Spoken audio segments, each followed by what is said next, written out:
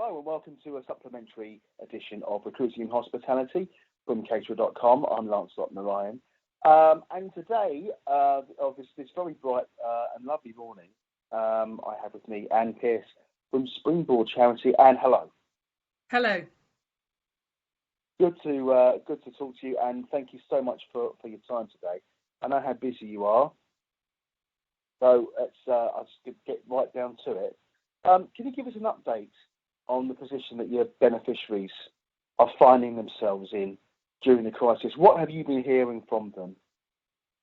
Well, we've got something in the region of 1,212 beneficiaries on our books who have, over the last 6 to 12 months, completed one of Springboard's employability programs.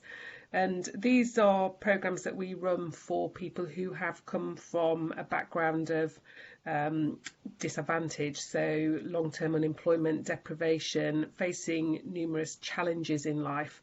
So they could, for example, be have physical or mental health issues. They might be ex-offenders. They might be subject to domestic abuse. They might have been coming out of the care sector, might be refugees, might be ex-offenders. So lots of challenges in their life normally. And what would normally happen is that they'd go through one of our programs which help to break down the barriers that they've been facing and then equip them with the motivation, the knowledge, the skills and the qualifications that they might need to enter into hospitality. And normally, at this point, they would have been either going through work experience that helps them into a job or would have already started employment with our aftercare support. And that would then get them on a pathway to, sort of a life where they have a job, they're more economically self-sufficient and have belief in themselves. Of course, with the situation that's happened and the devastating impact that COVID-19 has had on the hospitality sector, and the level of, it was an immediate impact on hospitality. So we've got a situation now where, many hundreds of thousands of normal hospitality workers, if you like, have either been furloughed or been laid off or in some cases made redundant. And those are people who are, eminently more experienced and qualified for jobs in the hospitality sector. So our beneficiaries are sort of further down the list, if you like. And many of them are more susceptible to the challenges that this situation is causing. So they are feeling terribly vulnerable, very isolated. We would tend to find that the beneficiary's motivation takes a real nosedive. And obviously they had less prospect of getting employment beforehand, and now it just looks like an impossible situation. And we have a commitment to support those beneficiaries. So we have a team. So I was going to ask you, what kind of guidance and support are you giving them right at this time? Yeah, so it's a whole array of services and support that we're giving them. So it starts off with the tailored support to group those individuals, which is either through one-to-one support and trying to keep them motivated and trying to counter the isolation that they feel and be like a helpful friend in those circumstances, because many of them are pretty isolated anyway and don't have the sort of support networks that we probably all enjoy. We're also we've just put together a new initiative called our Digital Employability Hospitality Academy, which is specifically for those groups of beneficiaries, and that will provide us with the opportunity to do group support, additional training. We've put together some tools that will help them build up their resilience and their mindfulness and emotional intelligence. We have put together a whole series of webinars which either are live or could be pre-recorded that will help them build new skills and knowledge and enhance the work that we'd already done on the programs, and then just explore other opportunities.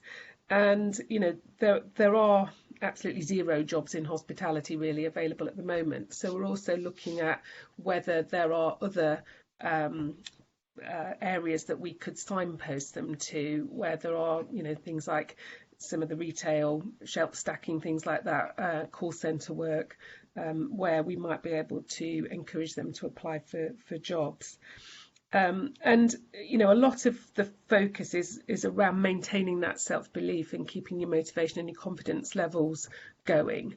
So there's a lot of support that we're providing along those lines, and really just being there to support and know that if people are struggling, they know where to call or how to contact. And we're doing that Absolutely. either by phone or using social channels that they might be accessing.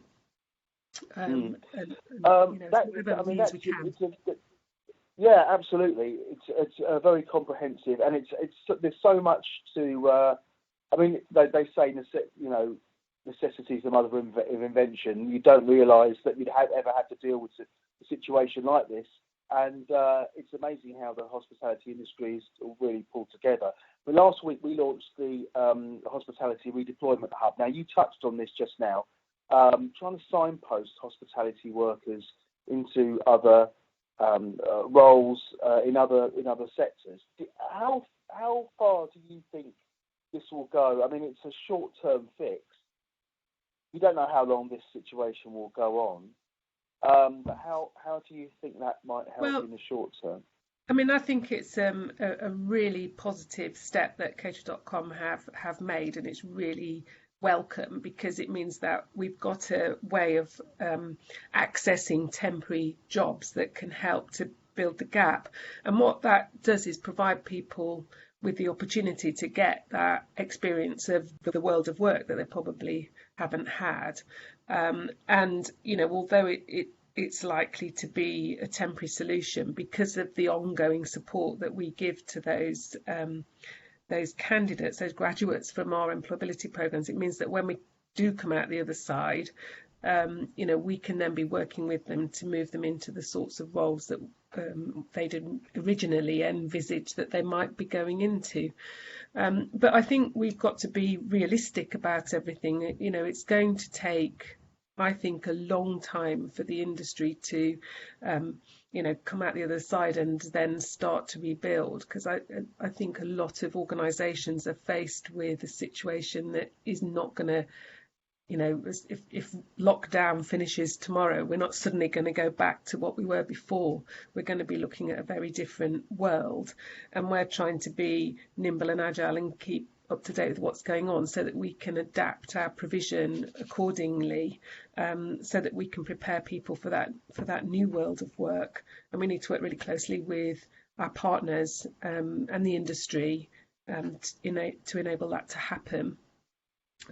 But I feel that this situation is going to mean that there are a lot more people who'll need the sort of support that these programs deliver, and helping to retrain, rebuild. There'll be a lot of people that are feeling vulnerable and will have lost motivation and confidence as a result of this situation, which is devastating. Springboard's going to be very important moving forward when we do come out the other side, in feeding that pipeline of talent to help rebuild the industry and get it back on its feet. People want to contact you, industry people, employers, anyone wants to contact you. Can you tell us how they do that, your social channels? Tell us how we get in touch. Yeah, well, I mean, we've just relaunched our new website, so people can contact us through that, and obviously we're active on all of the normal social channels. You can contact me and my senior team through them and through LinkedIn, and you can call us.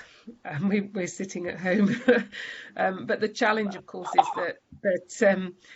that Springboard has been impacted in a similar way to the industry. Half of our funding is generated through our partnerships with industry and our sponsorship with industry, and that tap has basically been turned off. So, like many businesses, we've got the majority of our staff are furloughed. We've got the team that we need to keep in place working to support our beneficiaries and to keep business continuity really as far as we possibly can. And it's a very challenging time for everybody, and it feels a bit precarious at times as well. And listen, I want to thank you for your time today. It's been fabulous talking to you. Hopefully we can stay in touch and we can talk to you again in the not too distant future. Hopefully we won't be in this situation for too much longer, but it'll be nice to stay in touch with you. Yeah, we've also got an appeal going on at the moment, so if anybody does feel minded to give us some support and make a donation, then that can be done online. But thank you very much. And they can get in touch with the usual channels, can they? Pardon? They can get in touch with the appeal through the usual channels. Yes, through our website, through our social media channels, and also there's been quite a lot of publicity in the media as well regarding our appeal. Thank you. It's a pleasure. Speak to you again